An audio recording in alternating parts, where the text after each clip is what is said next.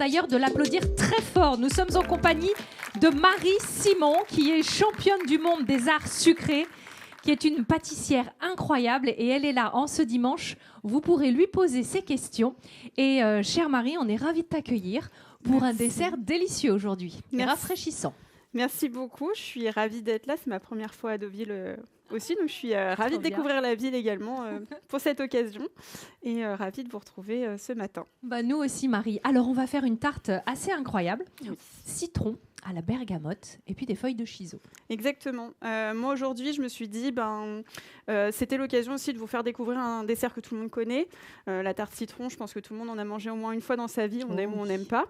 Et moi j'aime beaucoup l'acidité, mais pas l'acidité vous savez qui fait plisser les yeux, plutôt l'acidité qui stimule, qui intéresse aussi, et qui se dit on y retournerait bien. Donc je vais vous faire découvrir ma version de la tarte citron telle que je la réalise quand on me commande une tarte citron. Et puis libre à vous après de prendre les petites astuces ou pas. Très bien. Voilà. Première étape, chef. Alors, comme on a peu de temps ensemble, on ne va pas voir toutes les étapes. Bien sûr, je vous expliquerai, ceux qui veulent, les autres étapes qu'on n'aura pas eu l'occasion de voir ensemble. Sur cette tarte citron, elle est composée d'éléments vraiment qu'on retrouve de manière classique dans une tarte citron, avec une pâte sucrée, une crème d'amande. Moi, je rajoute un confit de citron et une crème citron, ainsi qu'une meringue. Aujourd'hui, on va voir la meringue, le crème citron et le confit de citron ensemble, ainsi que le montage. Pour commencer, on va commencer avec la meringue. Comme ça, pendant qu'elle tourne, qu'elle foisonne, on pourra voir les autres étapes ensemble, vu que le temps nous est compté. Oui, malheureusement. Donc pour cette meringue, je fais une meringue, ce qu'on appelle une meringue suisse. Donc c'est une meringue qui est chauffée, on va venir chauffer les blancs d'œufs et le sucre semoule à 70 degrés environ maximum au bain-marie. Et on va venir ensuite foisonner cette meringue. Donc pour ça, j'ai pesé 150 g de sucre semoule et 150 g de blanc d'œuf dans un récipient que je viens du coup faire chauffer au bain-marie. Bien. S'il y a des questions, vous n'hésitez pas. On pourra venir vous tendre le micro. On est bien sûr sur de la pâtisserie, donc c'est un petit peu technique, cette fameuse meringue. Donc n'hésitez pas, si à la maison vous avez des problèmes, que ça ne cuit pas, que c'est tout mou, on a la spécialiste, la technicienne qui est avec nous aujourd'hui pour nous éclairer. Surtout que au final, des meringues, il en existe plusieurs. Oui. Donc moi, j'ai choisi celle-ci, auquel j'ajouterai en fait la même quantité. Donc il faut savoir qu'une meringue suisse, normalement, c'est le double de sucre par rapport au poids du blanc d'œuf. Moi, en fait, je mets la même quantité de sucre semoule et de blanc d'œuf dans mon petit cul de poule à chauffer. Je vais venir faire foisonner au batteur ma meringue, et quand elle sera bien légère, bien montée, je vais ajouter du sucre semoule, ce qui va lui donner une texture beaucoup plus aérienne, beaucoup plus légère que si j'avais tout mis le sucre d'un coup. Donc voilà, c'est ma version de la meringue. Mais oui, mais c'est intéressant parce que cette gestion du sucre aussi aujourd'hui et la légèreté qu'on souhaite avoir dans une majorité de desserts, c'est une vraie réflexion. Tu essayes aussi d'alléger, de... Voilà, et en fait, la tarte citron, je trouve que c'est un dessert qui est intéressant parce qu'aujourd'hui, on est quand même dans une démarche de mieux consommer, de faire attention à ce qu'on mange.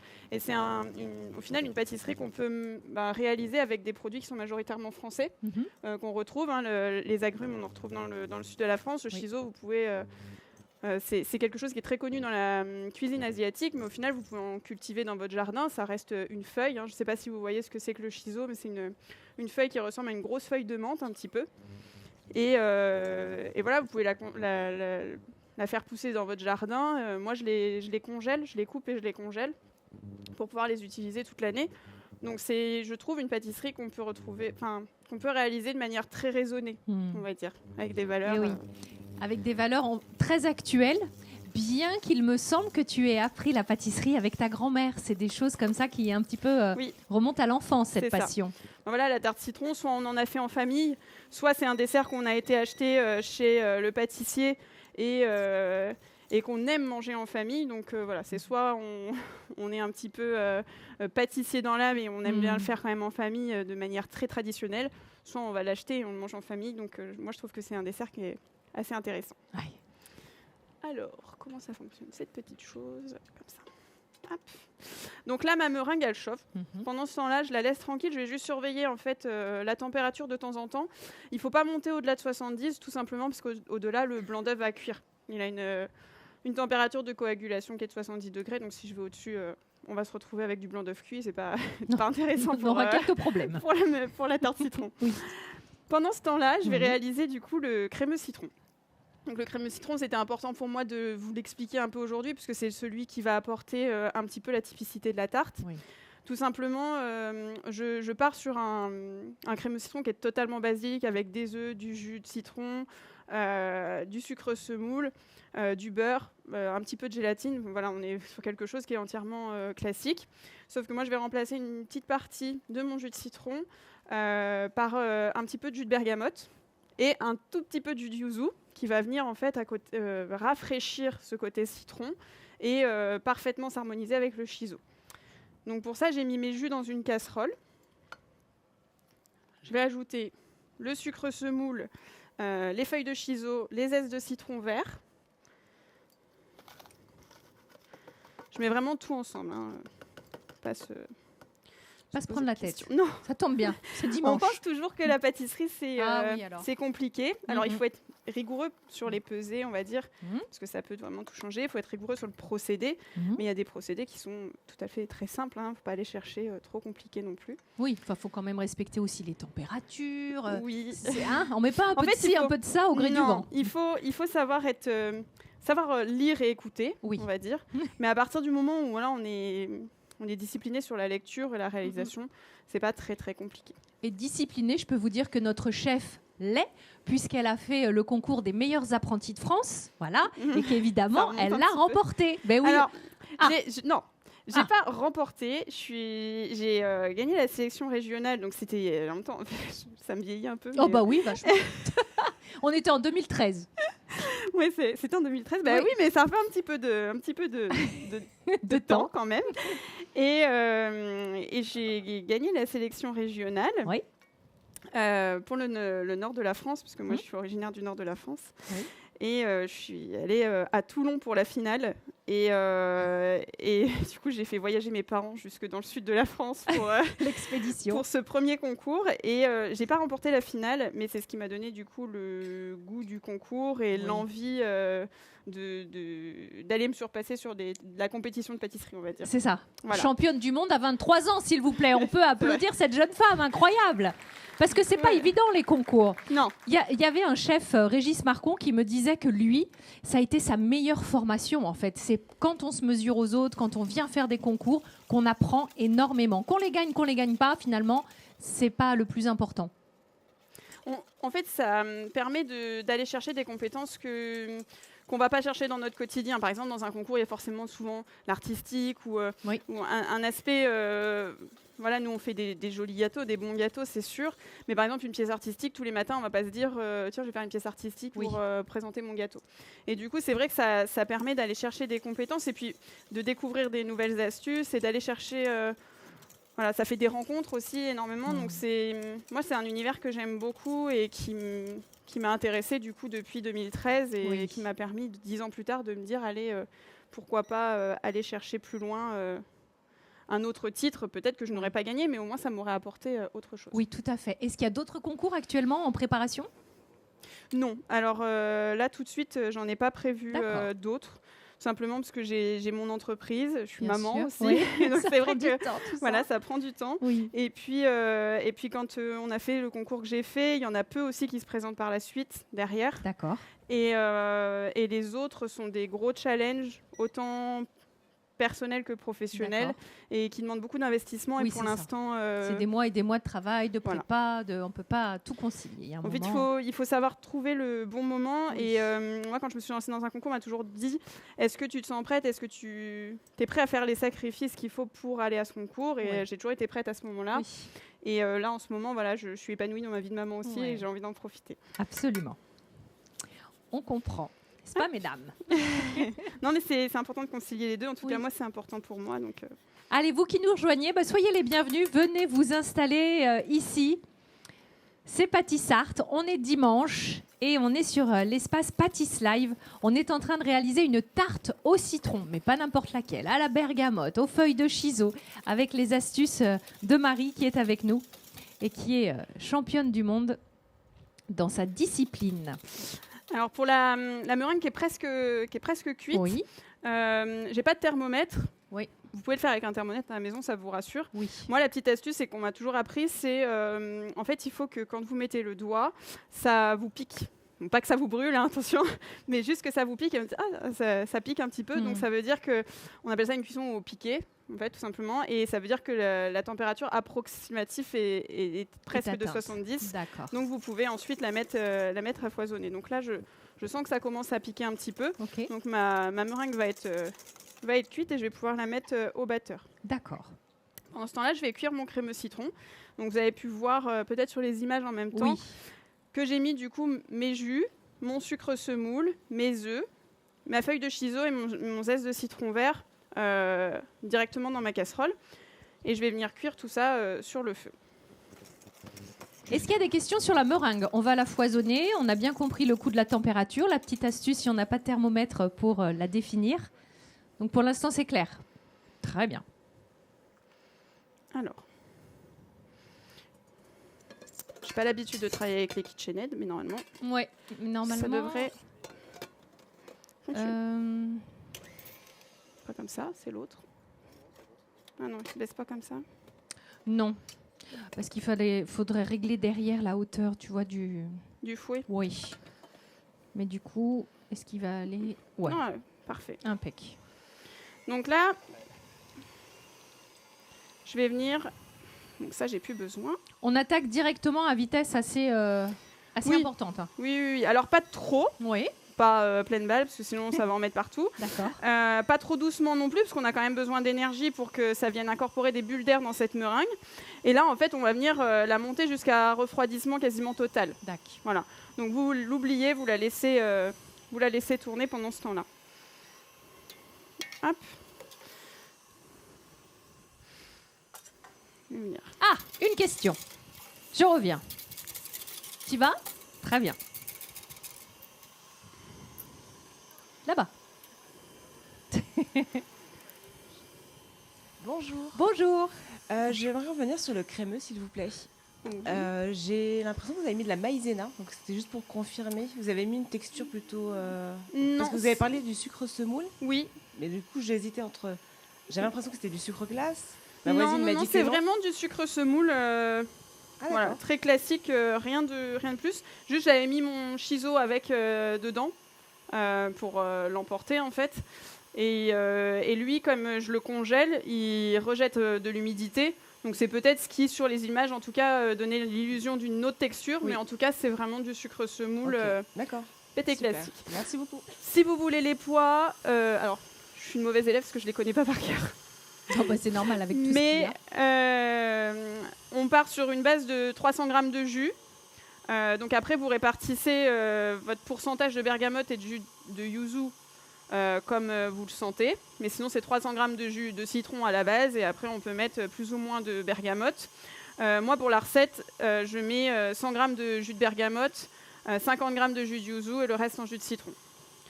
Ensuite, j'ai 300 g d'œufs, donc quasiment un temps pour temps. 306 g d'œufs. Et 230 de sucre semoule, un zeste de citron vert. J'ai 7 feuilles de chiso. Voilà, si vous faites une plus petite quantité, vous aurez moins de feuilles à utiliser. Et après, j'ai 10 g de gélatine et 450 g de beurre. Voilà, pour vous donner une ordre d'idée.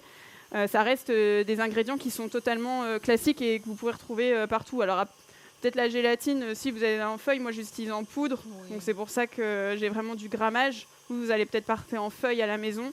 Mais en tout cas, sinon, moi c'est de la poudre, mais c'est des ingrédients qu'on retrouve partout. C'est ça, produits locaux, produits de saison, ça c'est vraiment l'ADN de ta pâtisserie. Tu y es très attentive. J'y suis attentive. Alors malheureusement, en pâtisserie, on ne retrouve pas tous les ingrédients ni en France. Mais au moins, la saisonnalité, elle est quand même importante. Alors, les agrumes, ce que j'aime bien, c'est qu'on peut quand même réussir à les cultiver de manière raisonnée et aussi les conserver ou presser les jus, récolter les zestes, les congeler. Enfin, voilà, on peut vraiment travailler les agrumes de manière raisonnée, je trouve. Et en plus, en fonction des variétés d'agrumes, ça pousse vraiment différents moments de l'année. Donc ça, je trouve ça intéressant.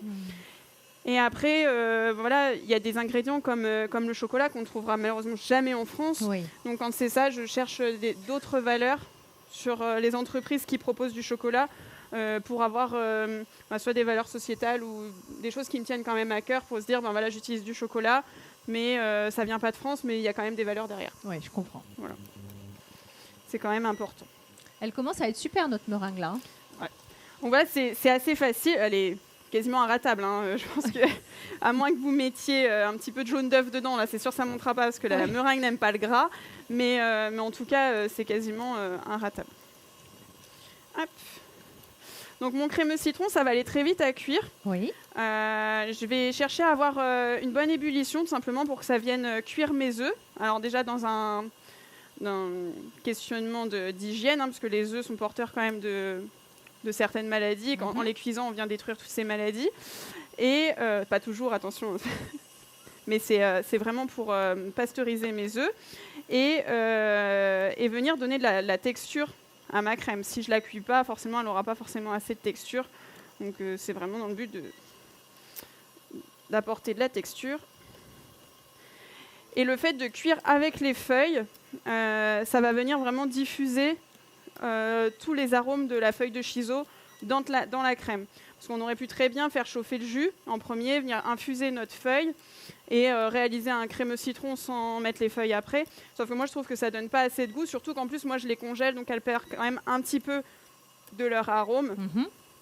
Et donc, du coup, je viens vraiment cuire avec et on a vraiment une différence au niveau du goût en cuisant avec et sans après. Et sans la feuille. Bon, pour ceux qui viennent de nous rejoindre, installez-vous confortablement. On est en train de faire une tarte au citron bergamote, feuille de shiso. Et je crois qu'il y a des questions par ici. Alors. N'ayez pas peur. Si, j'ai peur. Mais vous avez dit que vous mettiez 450 grammes de beurre. Le dessert est pour combien de personnes, s'il vous plaît? Alors, nous, ça dépend. Je vous montrerai, si vous voulez, ma version de la tarte citron. En fait, c'est un petit finger. Donc, moi, je viens faire un cadre. Là, pour vous donner une ordre d'idée, on a tendance à mettre 2 kg de crème finie dans un cadre qui fait 40-60. Donc, c'est technique. Voilà, je ne sais pas exactement, je n'ai pas fait le total de ma recette. Je ne saurais pas vous dire exactement combien ça va faire. Mais c'est vrai que là, vous pouvez facilement, aisément, par exemple, moi, ma recette que j'ai fait aujourd'hui, ça fait, je ne sais pas si on voit bien sur l'image ou si vous voulez montrer. Vous voyez la quantité que j'ai dans la casserole, donc je n'ai pas encore mis le beurre. Et ça, j'ai divisé la recette que je vous ai donnée par 2. Et ça représente cette recette-là. Donc ça, vous allez forcément faire facilement une tarte pour 6-8 personnes. Si vous la faites en rond classique à la maison, ça fera une tarte à peu près de 6-8 personnes. Et comme Marie est extrêmement organisée, elle a tout prévu pour faire goûter à tout le monde. On a plus de 80 bouchées. Oui, ça s'applaudit, je suis d'accord.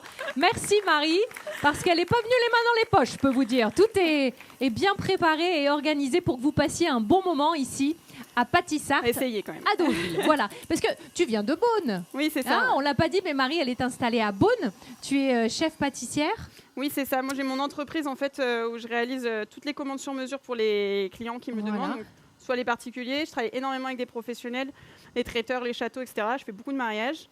À bon entendeur. J'ai fait mon dernier mariage hier de la saison 2024, donc je suis très contente. Et du coup, voilà, je fais aussi beaucoup de commandes. Le but, c'est de faire une sorte de click and collect pour toujours dans une question aussi d'être raisonné, de ne pas avoir de pertes et de produire que ce qui est commandé. Donc c'est toujours un peu dans ce raisonnement-là.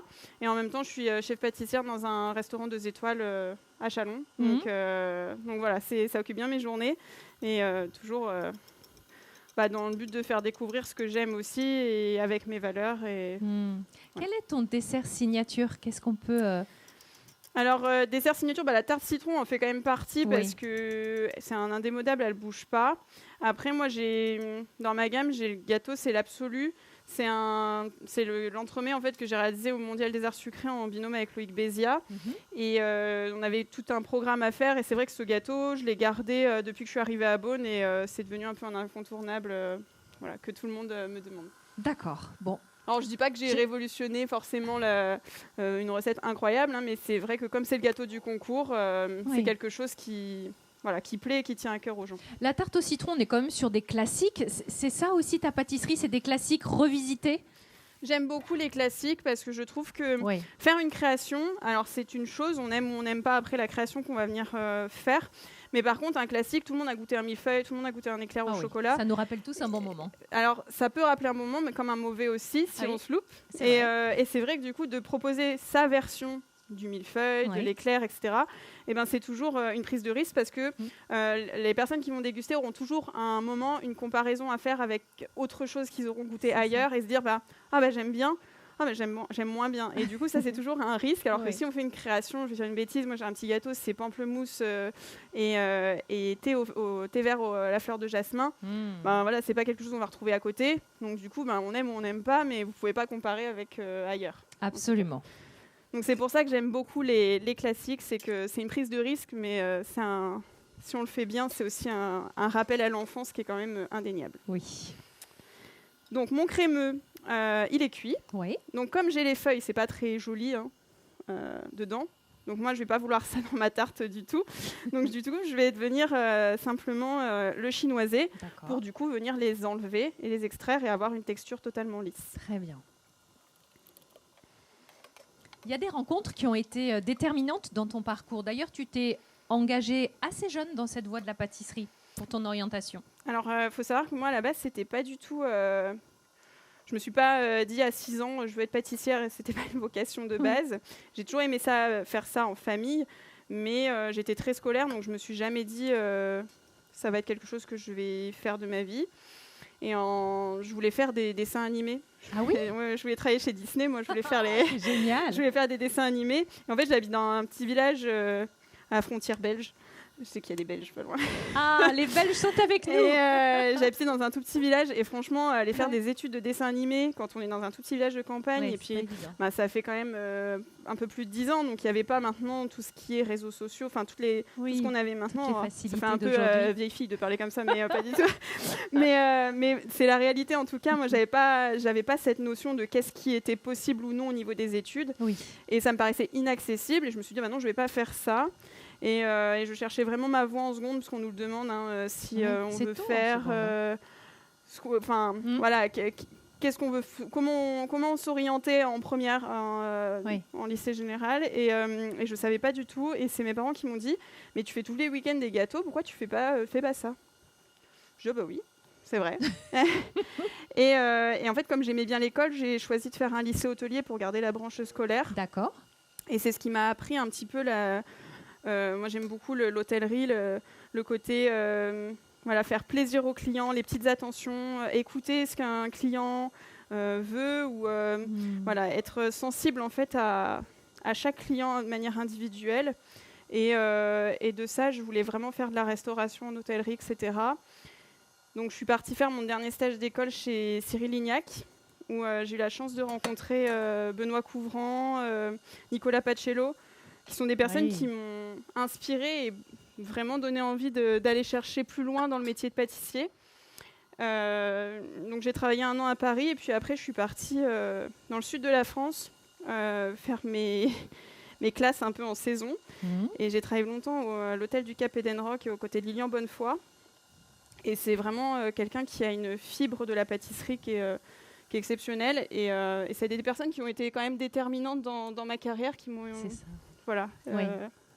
Appris à aimer ce que je faisais, et puis le faire bien, le faire avec le cœur, le faire pour les gens. Et je pense que c'est un peu la base de notre métier aussi. Quoi. Et c'est très réussi. Voilà, des parcours inspirants. On peut applaudir, s'il vous plaît, Marie, pour sa générosité. Merci de partager comme ça ce parcours, parce que finalement, pour les jeunes qui sont avec nous aujourd'hui, ça peut donner des idées. Puis l'importance des stages, des rencontres. Voilà, il faut savoir qu'en plus, le métier de pâtissier, il y a une dizaine d'années, c'est pas ce que c'est aujourd'hui. Maintenant, c'est un métier un peu d'or qui est mis en avant.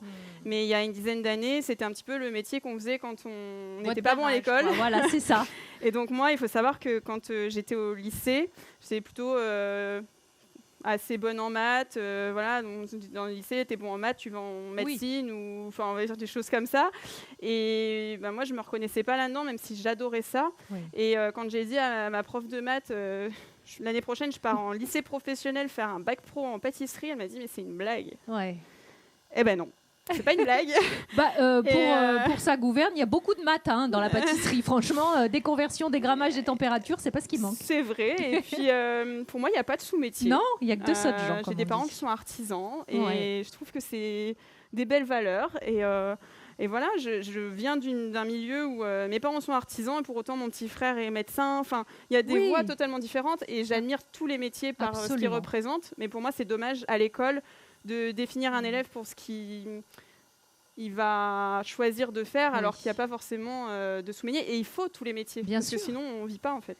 Mais oui, l'essentiel c'est d'être passionné par ce qu'on fait. Aimer ce qu'on fait, tout simplement. Et c'est ce qui donne tout le relief à ces jolis gâteaux. C'est ça. Donc là, j'ai ajouté ma gélatine. Donc moi, je vous l'ai dit tout à l'heure, j'utilise la gélatine en poudre. Oui. C'est exactement la même chose que la feuille de gélatine. Tout simplement, je trouve que je retrouve plus de précision dans la gélatine en poudre. Parce que moi, quand je vais vouloir 12 grammes de gélatine, donc je vais peser ma gélatine. Il faut savoir que la gélatine, elle boit 6 fois son poids en eau. Donc je vais peser ma poudre de gélatine et 6 fois son poids en eau, tout simplement. Donc je vous laisse imaginer que j'ai besoin de 10 grammes de gélatine, j'ai pesé 60 grammes en eau, elle va absorber la totalité de l'eau. Quand vous utilisez une feuille, généralement, vous prenez un grand bol d'eau froide, vous mettez vos feuilles dedans, pour la ramollir. Puis on attend un peu, puis elle a plus ou moins absorbé, on ne sait pas trop. Et il faut savoir que si elle n'absorbe pas toute sa quantité d'eau, elle va venir puiser l'humidité dans votre gâteau. Et ça peut déséquilibrer les textures, ou si tout simplement vous les saurez mal, ça va rapporter du liquide dans votre texture de crémeux et il va être plus liquide.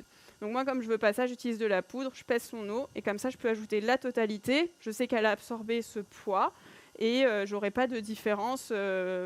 Si je fais mon crémeux le mardi ou le samedi, je serai toujours pareil. C'est ça, la régularité, c'est quand même Alors, important. Pour les particuliers, c'est vrai que la gélatine poudre, elle se trouve peut-être pas forcément facilement, on va dire malheureusement, même si maintenant on trouve quand même beaucoup de choses. Sur Amazon, franchement, il y a tout qui arrive dans la boîte aux lettres. C'est vrai. C'est quand même mais voilà, pas très éthique. Si jamais vous utilisez de la feuille, vous pouvez très bien peser 6 fois son poids en eau, bien froide, attention, important. Vous mettez à tremper et comme ça, il faut qu'elle ait absorbé tout. Vous la coupez en petits morceaux, la mettez avec votre quantité d'eau froide et elle aura absorbé la totalité. Et vous serez sûr que vous n'aurez pas d'irrégularité dans vos recettes. Et voilà. Irréprochable le dimanche, le repas de famille, dessert impec. Et des fois, c'est pas plus compliqué au final. Mais non. Quand on a les bonnes astuces ou les petites astuces, on se dit c'est pas forcément plus compliqué ou plus long. Oui. Et au moins, c'est inratable, on n'a pas peur. Voilà. Ah, c'est là que le beurre arrive. Donc, là, je suis sur une petite quantité. Je vous ai parlé beaucoup. Donc, mon crémeux citron, il a refroidi. Oui. Quand même pas mal.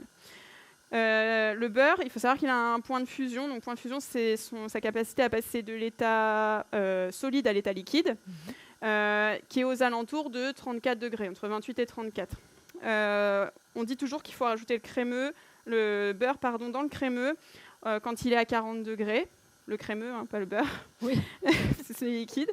Mais donc moi, encore une fois, là, j'ai pas pris de thermomètre parce que je savais que c'était une petite quantité. Mais vous, à la maison, je vous invite quand même à prendre la température et d'ajouter votre beurre quand votre crémeux il est à 40. Pourquoi ? Parce que comme vous avez quand même une grosse quantité de beurre, en le rajoutant, vous allez faire redescendre tout de suite la température de votre crémeux qui va être aux alentours du coup de 34 degrés, qui va être la température parfaite au beurre pour rester quand même souple et ne pas fondre totalement. Donc ça veut dire qu'il va devenir un petit peu pommade dans votre crémeux et il ne va pas devenir liquide. Et si vous ajoutez, en fait, vous faites une grosse quantité de crémeux, il est à 70 degrés ou 80 degrés, vous mettez votre beurre dedans, et bien tout simplement votre beurre va fondre. C'est comme si vous ajoutez du beurre liquide. Et la texture finale de votre crémeux citron après cuisson ne sera pas du tout la même. Vous allez avoir quelque chose de beaucoup plus cassant. Vous imaginez, vous faites fondre du beurre, vous le remettez au froid. Il ne redevient jamais La texture ne sera jamais la même. Donc, important aussi de respecter la température. Si vous mettez trop froid, le beurre ne va pas s'incorporer totalement. Vous allez avoir des morceaux. Si vous le mettez trop chaud, il va fondre totalement. C'est comme si vous le mettiez liquide dedans et il n'y aura pas d'intérêt pour vous. On pourrait l'écouter pendant des heures. Hein. C'est passionnant, ces histoires de points de fusion, de température. Ça, pour le coup, c'est dédicace au prof de chimie. Voilà. C'est dédicace à mon professeur de pâtisserie qui était très bon technicien et il faisait des très bons cours de techno. D'accord. Et passionnant. Et en fait, la technologie, donc c'est la chimie de la pâtisserie, ça nous explique pourquoi on fait ça de cette manière. J'ai le meilleur exemple que j'ai pu avoir, pourtant c'était un de mes premiers cours de pâtisserie, c'était la pâte à choux. Oui. Pourquoi la pâte à choux on fait de cette manière, c'est-à-dire pourquoi on verse la farine dans notre liquide chaud d'un seul coup. Oui.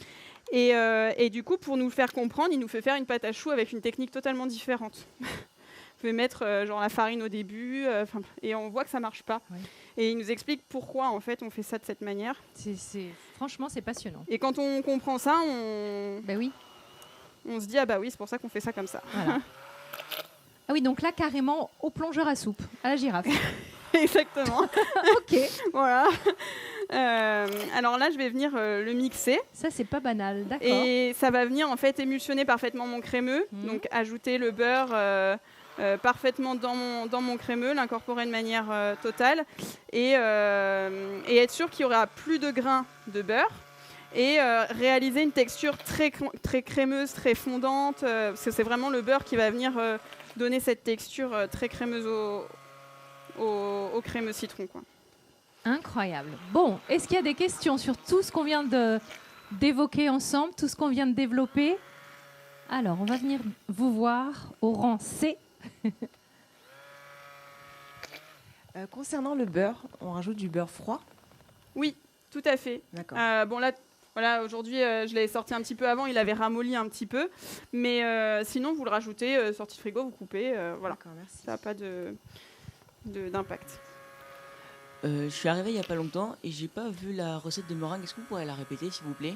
La recette de la meringue. De la meringue. Alors la meringue, j'ai mis 150 g de blanc d'œuf avec 150 g de sucre semoule que j'ai chauffé au bain-marie à 70 degrés, que j'ai mis monter au robot. Pour l'instant, juste ça. Et là, elle refroidit, elle a une texture qui commence à être sympathique et en température, elle est quasiment refroidie, parce qu'on n'est pas sur une grosse quantité. Donc, Et Marie nous a bien signalé que franchement, c'était inratable. On ne pouvait vraiment pas tout louper sur cette technique-là. Autant il y a des recettes, bon, j'avoue que des fois, ça peut être un petit peu en fonction de l'acidité, les choses comme ça. Autant là, pour le coup, non. Oui, parfois, ça tranche vite et... Après la meringue, on fera un point aussi sur la cuisson, parce que c'est parfois là aussi où on a quelques soucis.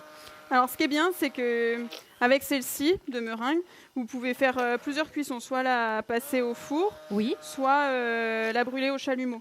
Alors, on a deux textures différentes, suivant en fonction de ce que vous voulez. Moi, par exemple, sur les tartes individuelles telles que vous allez les goûter, je la fais en version chalumeau, parce que en fait la portion est tellement petite que au four ça ferait fondre mon crémeux. Mais sur une grande tarte de 6 personnes par exemple, une fois que mon crémeux il est bien pris, bien froid, je poche ma meringue dessus et après je la mets 2-3 minutes au four à 200 degrés et en fait ça fait une espèce de couche de craquant un peu sur la meringue au-dessus et ça reste fondant à l'intérieur. Et souvent c'est comme ça qu'elle est meilleure quand même. Est-ce que c'est la meringue qu'on ferait pour une omelette norvégienne du coup? On pourrait. Oui, parce que ça me paraît adapté justement. Alors, sur l'omelette norvégienne, souvent on connaît la meringue italienne. Donc c'est celle où on verse le sirop de sucre à 121 sur les blancs d'œufs et qu'on fait monter. Mais celle-ci, elle va vraiment pour tout. Elle peut aussi bien faire des décors et la faire sécher au four pour faire des petites meringues dures. Elle peut être, je trouve que c'est la meringue un peu... passe-partout, quoi. Voilà. Ouais. C'est la recette à avoir. Qui est facile à faire, rapide et qui peut nous dépanner soit un dimanche matin. Oui, je vais refaire ça, tu vois. Voilà. Pour les pavlovas, on peut aussi? Voilà, exactement. Très bien. J'en fais pour un traiteur avec qui je travaille et on fait une petite pavlova exotique et c'est la base de ma recette. Parfait, j'espère que vous avez noté. En même temps, on peut retenir parce que c'est tellement simple. Alors voilà, j'ai mixé mon crémeux. Ok. Là, on voit bien la texture de mayonnaise presque. Oui, à voilà, en l'image. fait, au final, c'est ça. Mais de toute façon, on ajoute du gras à une préparation un peu plus liquide, donc c'est un petit peu la même chose. Bah oui. D'ailleurs, la mayonnaise inratable se fait aussi avec la girafe. Hein. Donc, ce crémeux, voilà, il est fini. Il y a sa gélatine, enfin, il y a vraiment tous ces ingrédients. Oui. Là, comme je vous avais dit, on ne voit pas toutes les étapes de la tarte. Mais moi, pour ma tarte citron, donc, je fais une crème d'amande ultra classique, sauf que j'ajoute un petit peu de zeste de citron, un peu de citron confit. Je le dynamise un petit peu, mais sinon, c'est vraiment une crème d'amande très classique telle que vous la connaissez. Et je coule dans un cadre, je cuis ma crème d'amande. Et une fois qu'elle est cuite, je viens verser le confit citron qu'on va voir ensemble après. Et je le mets au frigo. Une fois qu'il a pris, je mets ma crème citron. Je viens bien lisser et j'attends qu'il prenne au froid. Mais c'est tout. D'accord. Voilà. Donc là, on ne verra pas cette étape où je fais la tarte avec vous. Mais en tout cas, sachez que si on avait un peu plus de temps ou si on avait pu voir la totalité de la recette, on aurait vu la crème d'amande et on l'aurait versée dessus. En tout cas. D'accord.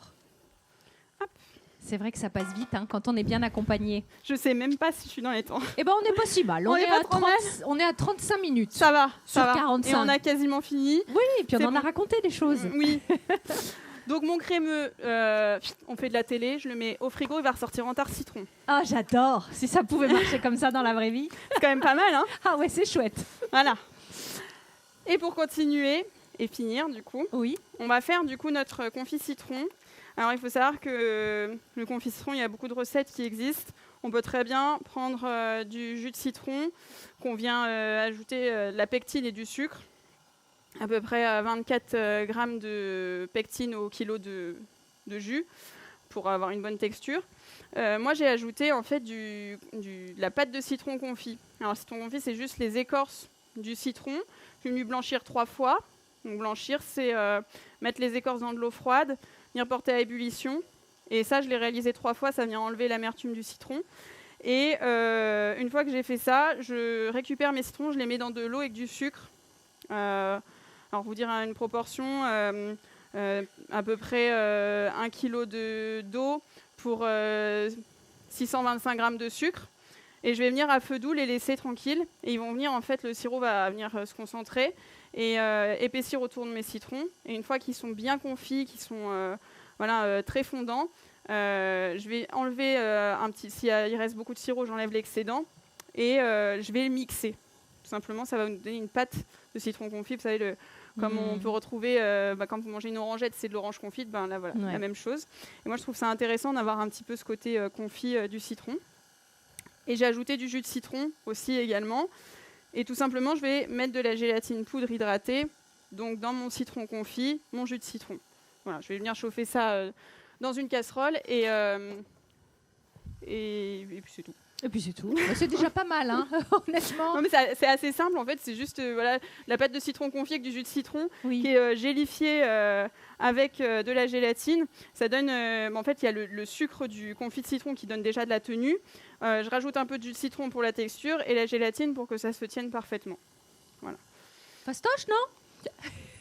Mais si vous n'avez pas la patience de faire des citrons confits, vous pouvez juste prendre du jus, vous le pectinez avec donc 1 kg de jus, 24 grammes de pectine. Oui. Vous mettez 200 grammes de sucre et ça vous fait un confit citron qui est très bon aussi. Voilà, pectinons nos jus. Je n'aurais que ça à dire ce dimanche. Vous avez une question? Alors, on va vous donner le micro. Bah si, parce que sinon on n'entend pas. Je me cache, mais j'arrive. Oui.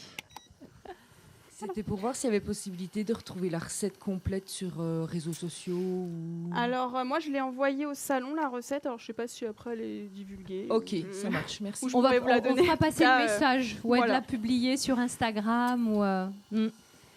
Sur YouTube. Sur YouTube. Voilà. Installez-vous, venez vous asseoir. On est mieux assis, on passe un moment. En plus, vous arrivez franchement, j'allais dire les pieds sous la table, parce qu'on est proche de la dégustation. On a des bouchées pour tout le monde. C'est une tarte au citron à la bergamote avec les feuilles de shiso. Et on a une question par là-bas. On fait de la meringue, on fait la crème citron, le petit citron confit. C'est encore moi. Dites-nous. Je suis passionnée, j'adore. La quantité de gélatine que vous mettiez à la fin, elle correspondra à combien à peu Dans près le confit, Oui. vu que je suis mauvaise élève, Non, pas du tout, parce qu'on a tout là. Donc, pour vous donner une identité, là, le confit de citron que je réalise, j'ai 110 grammes de pâte de citron confit, donc j'ai fait maison. 75 grammes de jus de citron, donc pour la texture. Et après, je rajoute 2 grammes de gélatine, donc qui correspond à une feuille pour vous. Je vous remercie. Et très rapidement, j'ai manqué un petit passage. Je peux bien sûr. Pour le dressage, vous avez parlé de la crème d'amande et j'ai loupé ce qu'il y avait avant. En fait, c'est vraiment juste crème d'amande. Ah d'accord. Je rajoute donc le confit de citron que je suis en train de faire. Je laisse prendre au frigo. Et après, je coule le crémeux citron qu'on a fait juste avant ensemble. Donc, Ça, je laisse bien prendre. Je l'aime bien le congeler pour pouvoir tailler de manière nette. Mais si vous faites dans une tarte ronde, classique, vous pouvez très bien faire le même procédé dans une tarte. Vous n'êtes pas obligé de passer au congèle. Moi, c'est parce que je vais venir faire des fingers. Donc je vais venir couper. correspond à la crème d'amande. C'est ça, en fait, la question, c'est il n'y a pas de pâte. Non, dans dans le ma fond. version, je vous montre pour vous expliquer. Voilà. Parce que de toute j'adore. façon, J'adore. on va y venir. Et moi, ma tarte citron, elle ressemble à ça. Trop bien. Et donc, en fait, vous avez donc la version pas encore finie Oui. et la version totalement finie. Et vous voyez, vous avez la crème d'amande dans le fond. D'accord. Ensuite, vous avez le confit citron et le crémeux citron. Oui. Et mes sablés, je viens les mettre sur les côtés. Simplement parce que ça fait comme une petite barre qu'on vient déguster. Et il y a vraiment chaque bouchée est identique. Voilà. Que dans une tarte, c'est vrai que du coup, on coupe au début. Si on mange la pointe, on a juste le fond. Et après, quand on arrive, on a aussi la bordure de la tarte. Donc, Oui. on a aussi des fois un déséquilibre pâte, pâte sablée, tarte citron. Donc là, chaque bouchée est identique. Voilà. Ça donne envie, hein. Ouais. Et puis, on voit très clairement les 3 strates. Donc, c'est vrai que ça vaut mieux que de longs discours, finalement. C'est un peu plus visuel, Voilà. c'est vrai. On sait où on va. Donc, mon confit citron, il a chauffé, le jus et le citron confit. Oui. Que j'ai mixé un petit peu, donc ça fait des tout petits morceaux. Après, vous pouvez l'avoir complètement lisse en le mixant beaucoup plus. Et je suis venue ajouter donc ma gélatine poudre hydratée, toujours le même procédé. Je viens mélanger, je coule sur ma tarte citron, c'est tout. Pas de... Basta. Voilà. Exactement. Et donc, je mets au frigo, il ressort en tarte citron. C'est un frigo magique, hein. Je vous C'est le pas recommande, mal. celui-là. Il est pas mal. Il est pas mal. Et du coup, le frigo a bien travaillé et on se retrouve avec nos tartes citron. Parfait. Du coup, j'ai coupé des petites bandes de crémeux citron. Oui. Et je vais venir pocher la meringue qu'on a lancée tout au début ensemble, qui est finie. Peut-être pendant qu'on va mettre cette meringue dans notre poche à douille, on peut dire un petit mot de ces biscuits finalement, parce que ça non plus, on va pas pouvoir le faire ensemble aujourd'hui. Alors, c'est une pâte sucrée, Ouais. voilà, très classique, beurre, sucre glace, poudre d'amande, un petit peu zeste de citron vert et des œufs. Fait par sablage, donc toutes les poudres avec le beurre dans un premier temps, ensuite on ajoute les œufs. On laisse reposer de préférence une nuit, on étale à peu près à 2 mm et on vient tailler des petites bandes et qu'on vient cuire sur une plaque de four. Voilà. Ok. Donc, C'est clair pour tout le monde aussi, Bien ce petit cuire. biscuit. bien cuire Oui, parce la que pâte Une sucrée belle couleur. Hein. parce que souvent on a tendance à pas vouloir pousser trop la cuisson et ce qui vient donner vraiment ce côté biscuité, ces notes de beurre, etc. C'est vraiment la cuisson quand elle est parfaitement homogène, un petit peu... Voilà, faut pas que ce soit noir, mais Oui. faut pas hésiter à bien cuire sa pâte parce que souvent on a tendance à la laisser un peu blanche et ça va donner un goût farine, alors que si elle est bien cuite, c'est ce qui donne le côté on mangerait tout seul, quoi, vraiment. J'allais le dire. Bon. Je vais m'abstenir, mais ça donne envie. Donc, ma meringue, elle est cuite, Waouh. mais là j'ai pas la totalité de mon sucre et je vais venir ajouter du coup la deuxième moitié de mon sucre, qui est le sucre glace. Ah, il est là. Voilà, Ok. exactement. Et pour le coup, la texture là du sucre glace nous intéresse. Alors, c'est du sucre glace que je Pour n'ai bien mélanger. absolument pas tamisé avant de venir. Donc, je suis vraiment un mauvais élève. Et voilà, il faut le tamiser. Voilà. D'accord. Je ne vais pas le faire Oui, devant chef. vous parce Non. qu'en fait, j'ai pas pris mon tamis. Donc, du coup, on va faire sans le tamis. Ok. Mais en tout cas, chez vous, tamiser, ça évite les petits grains. Ok. Et donc là, j'ai mon mélange blanc d'œuf cuit et sucre semoule. Et j'ajoute du coup Donc 150 grammes, on rappelle, de blanc, 150 de sucre semoule. On en est là. Et quelle quantité de sucre glace? La même quantité, 150 grammes. Trop bien. C'est facile à retenir. Oui, ça va, j'ai retenu. Nous aussi. Pas besoin de notes. Hop là. Hop. Très bien. Et donc, je viens mélanger délicatement. Alors, délicatement, mais Oui, voilà, c'est énergiquement pas, quand même, hein. c'est pas des blancs d'œufs pour une mousse au chocolat, hein, donc on Oui. peut quand même y aller de manière énergique. Et ça va, je suis pas trop en retard. Pas du tout. Pas du tout. Hop.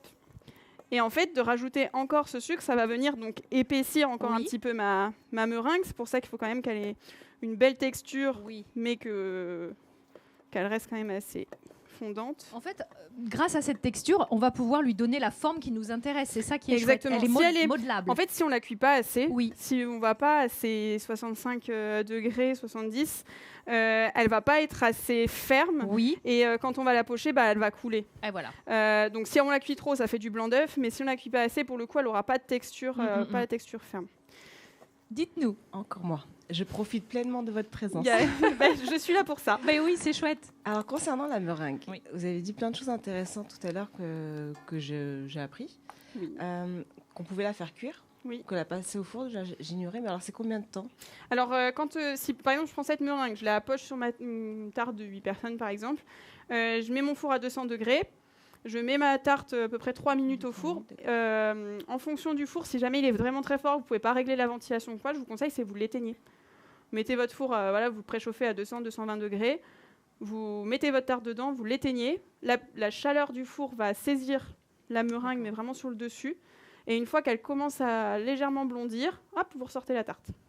Et si on veut faire des décors avec la meringue? Et si vous voulez faire des décors, nous on la met, on poche par exemple pour les pavlovas des gros dômes, et on vient mettre au four à 60 degrés et on laisse une heure et demie. Quoi. Alors, Donc, j'ai une question. Ouais, s'il vous 60, plaît. 1 heure, 1 heure et demie. On ouvre la porte à la fin, on laisse. Enfin, c'est toujours cette étape Oui. où on se dit. Ça dépend, tout dépend après le four qu'on a. Ouais. Nous on a des fours professionnels, donc on a une gestion de l'humidité qui se fait quand même plutôt bien. D'accord. À la maison, si jamais c'est un four qui garde beaucoup l'humidité, oui, on peut ouvrir un petit peu.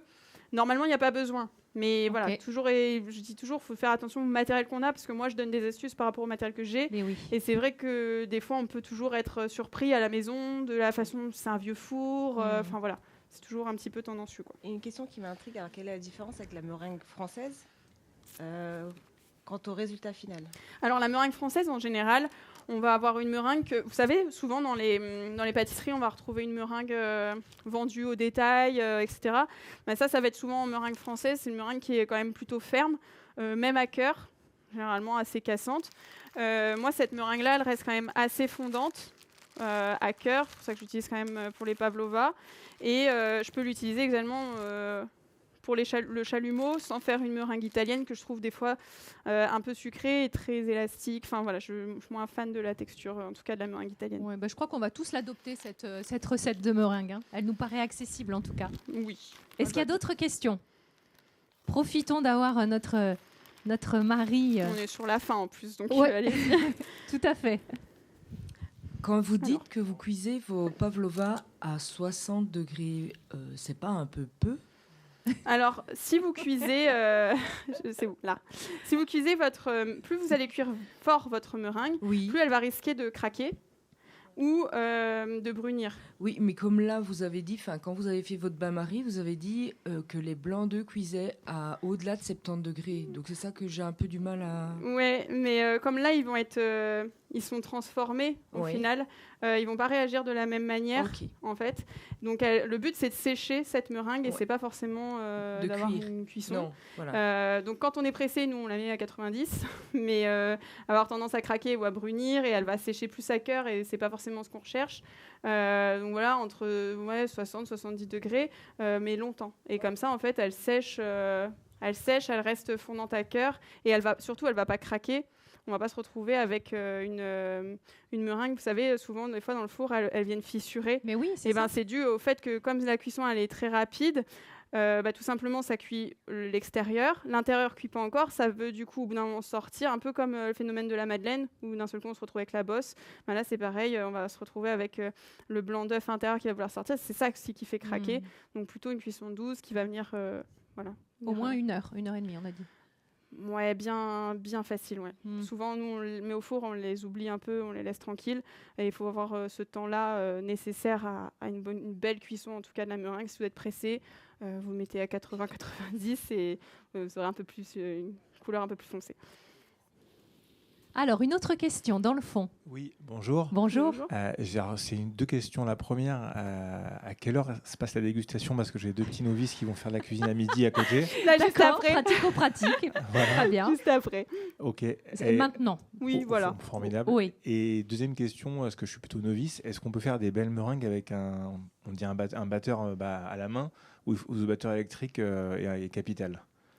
Alors, fouet à la main, vous appelez le fouet comme... Oui. À huile de Alors, coude, quoi. Il faut juste un peu de patience et beaucoup de force, mais oui, c'est possible. C'est possible. En fait, ça change rien. C'est juste qu'en fait, voilà, vous l'avez vu, je l'ai fait tourner quasiment longtemps. On s'en occupe pas, ouais. Donc, il faut de l'énergie, en fait, tout simplement. Et maintenant, on est habitué à être aidé avec des robots. Mais oui, c'est possible. C'est juste que... Voilà. Ou à main, mais au moins électrique quand même. Oui, Oui, des fois, bien sûr. il y en a Voilà. Voilà. Mais sinon, oui, c'est possible. Merci beaucoup. Bon, la dégustation arrive donc, parce que vous n'êtes certainement pas le seul à avoir un programme en ce dimanche matin sur Pâtissart. Est-ce que vous avez faim? Ça commence, non? Oui. Mince. Ah oui. Ah mince, on a loupé le dressage. En fait, je suis venue. Je peux vous refaire sur le côté. Hein, c'est pas une tarte, mais au moins ça vous montrera le geste. Oui, voilà. Je suis venue pocher des petites boules, donc 6 petites boules sur mon finger citron. Ouais. Donc je viens appuyer, j'arrête d'appuyer, je tourne, et ça de manière régulière avec une douille unie. Hop, C'est beau. je fais ça tout le long. Ok, Ok. voilà. Parfait, chef. Et après, j'utilise, c'est des petites cuillères comme ça. Oui. Maintenant, on en trouve un peu partout. Oui. Mais à la base, c'était fait pour peser. Avant. C'était des cuillères de pesée. Donc, quand on n'avait pas tous ces ingrédients. Et maintenant, je les utilise beaucoup pour faire plein de petits décors en pâtisserie. Ouais. Et donc, moi, je viens utiliser mon chalumeau pour chauffer un petit peu ma cuillère. D'accord. Voilà. Et je vais venir creuser. Mmh. Entre chaque, je viens juste la tremper dans de l'eau. Et voilà, je viens réaliser des petites...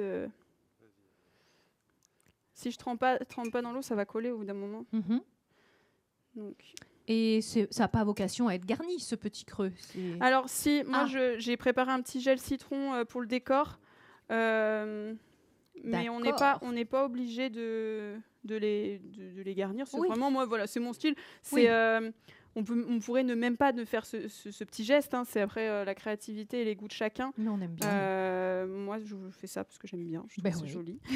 Mais voilà, après, chacun fait ce qu'il veut. Je le fais également sur des Paris-Brest pour mettre du praliné à Ouais. l'intérieur. Voilà, Mm. j'aime bien ça. Hop, donc on fait ça. Ouais. Et ensuite, voilà, j'ai fait un petit gel citron. Donc D'accord. ça, c'est un gel que j'utilise essentiellement en décor. Oui. C'est du jus de citron avec de l'agar-agar. Je viens faire un gel, après je le mixe, ça fait une pommade un petit peu. Et j'ai mis un tout petit peu de colorant naturel pour l'avoir un peu plus jaune pour le côté esthétique. Bien sûr. Il y en a des étapes, mine de rien. Hein. On est parti sur une tarte au citron et on a vraiment beaucoup de recettes, de techniques. On a appris beaucoup de choses ce matin. Hop. Ah oui, on alterne. On peut faire tous, on peut faire Mhm. qu'un seul. Enfin voilà, après Oui. on peut mettre des petites feuilles de mini shiso. Après c'est la créativité de chacun. Hein, Exactement. Et je viens mettre mes petits sablés. Sur les côtés. Exactement. Il n'est de bonne compagnie qui ne se quitte. Je vois la fin de cette démonstration arriver. Et ça m'attriste. Heureusement, évidemment, sur cet espace, toute la journée, il va se succéder des chefs tout aussi talentueux que Marie. On va parler dans un instant de la démocratisation de la pâtisserie vers le végétal. Ça, c'est un thème aussi qui est très, très en vogue. Et j'imagine que toi, dans ta cuisine, tu tends aussi vers ce côté végétal. Oui, on essaye de répondre un peu à toutes les demandes. Après, j'ai jurifié un concours là, sur la pâtisserie durable il n'y a pas très longtemps où tout D'accord. le monde était parti un peu sur le côté très végétal. Oui. parce qu'on on a eu la discussion sur le fait que tout ce qui est animal a tendance à avoir un impact écologique important. Oui. Moi, je pense que c'est surtout, et aussi, ça reste que mon avis, les consommations excessives qui ont un impact sur la planète. Donc, faire attention aussi de ne pas tomber sur le trop végétal, parce que je me dis, est-ce que le trop végétal va pas aussi un impact quelque part? Donc c'est en tout cas une discussion qui est super importante et qui est d'actualité en fait en pâtisserie. Voilà, et ça se passera ici à 12h30 sur ce même espace. Bonjour ma mère Cotte. Coucou. T'arrives à la fin, elle nous a fait une démo formidable. Donc voilà, c'est fini. Moi, je vous avais prévu des citrons caviar que j'ai perdus. Oui. Donc si vous retrouvez un citron caviar dans Deauville, dites-le moi. Oui, au prix au kilo. Alors, c'était un citron caviar d'un copain qui m'a un petit arbre chez lui, il me l'avait donné. Et je dis, je le garde pour la démo. Je sais pas. Voilà, donc si vous le retrouvez dans Deauville, identifiez-moi, c'est mon citron. J'adore. Bon, et bien si c'est fini, moi je vous propose qu'on applaudisse vraiment très chaleureusement Marie. Merci mille fois d'avoir été avec nous sur cet espace live en ce dimanche matin. Première démonstration qui donne le ton et qui donne surtout envie de se régaler. Donc je vous l'ai dit, Marie, extrêmement bien organisée, est venue avec plus de 80 bouchées, donc vous allez tous pouvoir déguster. Elles sont là. Et voilà, et on va passer parmi vous. Alors, je vous l'ai dit, dans un petit moment, il y a ce thème qui arrivera sur cet espace, la démocratisation de la pâtisserie vers le végétal. On va en parler tous ensemble avec Priscilla Lanzarotti qui animera ce débat. Et puis nous, on va aller se balader le temps que vous puissiez déguster dans les allées du salon pour vous présenter un petit peu tous les exposants. Et puis, il y a effectivement cet espace Pâtis-Kid qu'on a vu ce matin et qui est très actif. Donc, je comprends que vous ayez des ateliers avec vos enfants. Merci infiniment, Marie. Avec plaisir. Et puis, bon salon, Pâtissart à toi. Je vais faire le tour, du coup, voilà. j'ai pas eu le temps. Merci beaucoup.